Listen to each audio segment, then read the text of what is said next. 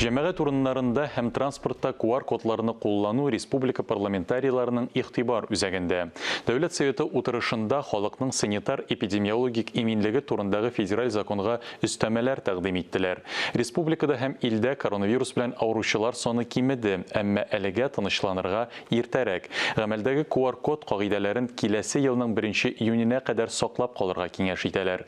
Утырышта 2022 елга һәм 23-24 елларга планлы бюджет каралды. Икенче укылышка 533 төзәтмә кертелгән.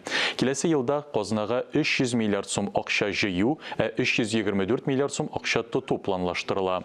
Бюджет дефициты 24 миллиард сум. Парламентта вакытлы басмаларга язылу бүләк ит хәйрия акциясе дә узды. Халык ышанычлылары шефлыкка алынган учреждениеләр, интернат-йортлар, мәктәп һәм авыл китапханәләре өчен газета, журналларга язылуны рәсмиләштерде. Дәүләт Советы ил президенты Владимир Путинга Яшел үзәнгә хезмәт батырлыгы шәһәре дигән мактаулы исем бирү турында мөрәҗәгать итте.